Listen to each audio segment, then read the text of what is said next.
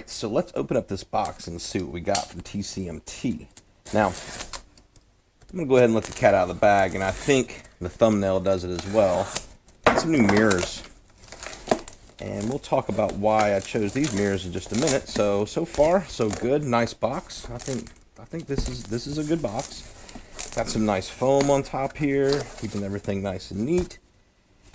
And pretty simple, right inside, we got our mirrors. They're packed in here pretty good in this foam. There's one mirror, nicely wrapped in bubble wrap, right there. Second mirror,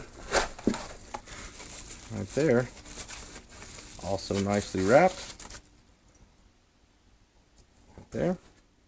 Let's see what else we got in here, if there's anything else in the box.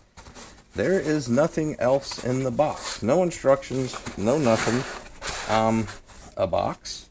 Let's see if there's anything on the front of the box. Maybe a QR code for instructions or something. I don't see anything. So, pretty cut and dry. There's a nut. You're going to take your old mirror off and replace it with this new mirror. Maybe if I twist this around, there we go. That's how the mirror mounts right there. So you've got your objects in the mirror are closer than they appear, and a little bit of tooling here. Yeah, it looks like a pretty decent mirror. Down here underneath, it is a 1/2 inch nut.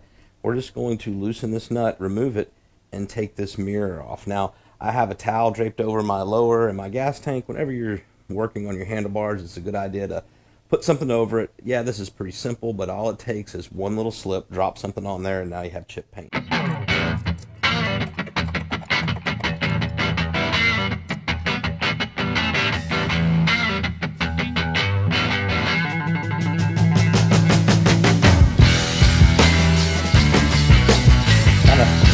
Lining it up here with this line right here. This gives you full adjustment, but I wanted to kind of be uniform. I hold it still here as I tighten. There we go. And back here on the back side of the mirror, move the camera around to see if you guys can see that. Actually, I think you can see it. There's a couple adjustment screws right there to adjust this ball socket. So if it gets to be too loose and it's constantly moving, which, you know, you're always bumping your mirrors, I'm probably going to tighten that up as well. This is a 13 millimeter nut. The stock Harley one is a 1/2 inch. I'm assuming this is made overseas somewhere, so we're now using metric and we're doing 13 millimeter. So I'm going to go ahead and just tighten these up just a little bit.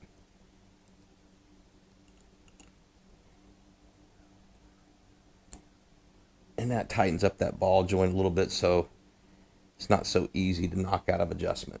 This stud in here that the mirror, the ball for the mirror goes into this bracket here. On this one, it was a little loose.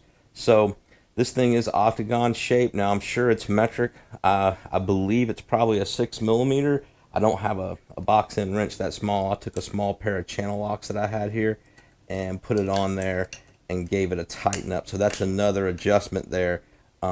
If you get yours and that stud is loose, probably, like I said, I'm guessing probably about a 6 millimeter. A 1/4 inch kind of held it, but it was slipping. I didn't want to strip it, but that kept it from spinning, that little stud spinning when I do. Okay, so we're out for a little test ride. I just kind of adjusted the mirrors where I like them. It is going to take some getting used to this blind spot mirror over here, but it does give me some added visibility for things like changing lanes and making turns and stuff. Again, I do want to stress, don't ever let a mirror replace you turning your head. You should always use your head. That's your safest option, to look over your shoulder before you change lanes, but this will give you that ease of knowing when somebody's slipping up on you and they might fall into your blind spot.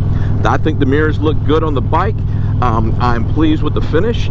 They look pretty good, and I'm super pleased with it. Now,